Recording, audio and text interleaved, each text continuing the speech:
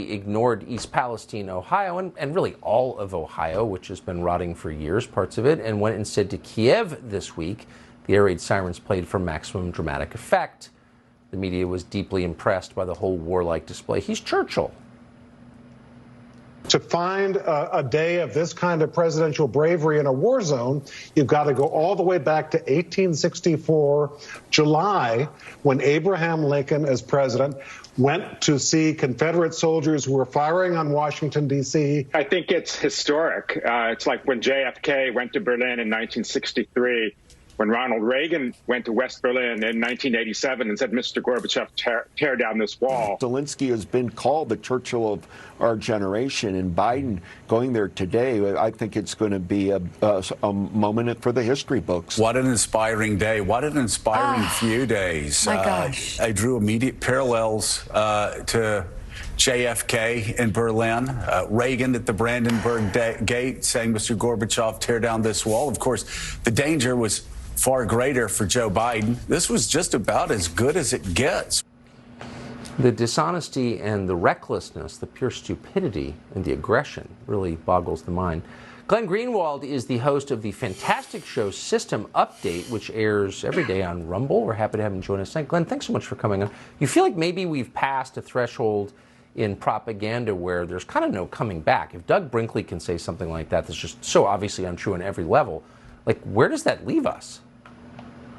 I think it's the key is to actually acknowledge how potent war propaganda is. If you look at the opinion of the American people, which I know nobody cares about, and you ask them, should the United States be the world's policeman, overwhelmingly 80% will still say no. If you ask them, do you think the United States is involving itself in too many wars, overwhelmingly Americans will say yes. And yet every time we're presented with a new war, they're able to rally the public to support it, including a country that most Americans have never given any thought to for good reason before, which is Ukraine, that has no vital interest to the United States.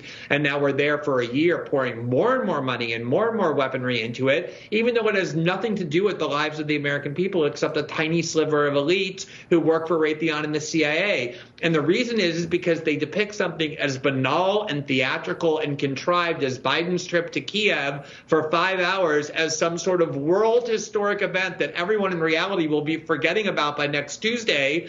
And it's constantly designed to play at the heartstrings and the decent impulses of the American people to support things that are just not in their interests. Are you worried, big picture, that Americans will become so frustrated at being ignored by their leaders, really mocked by their leaders, that they'll get radical in a way that's dangerous?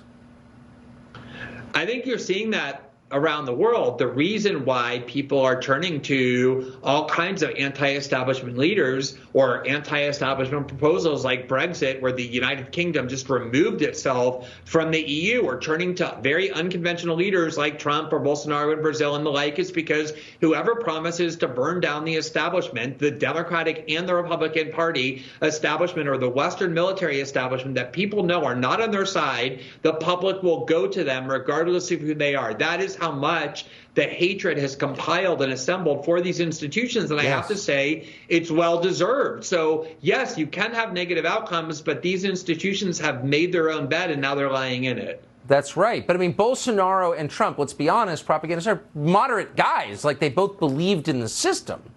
But you could get people who truly want to burn it down, and they would have an audience because people are so justifiably infuriated. Yeah, I mean, the contrast between what is happening in Ohio and what is happening in Ukraine, that everybody ignores these people in Ohio because, as we know, those are the people in our country who do not count, and they all know it. And if you get to the point where tens of millions of people start to realize that the political class and their political leaders in both parties do not care about them at all, their anger will eventually lead to, as you say, something far more radical than the supposedly radical leaders we've already had. Exactly right. And that can be dangerous, but it can also be healthy. And but when you start trifling with that stuff, the results are really unpredictable. But I want to say again that the fault lies with this establishment that is just growing increasingly arrogant and insular.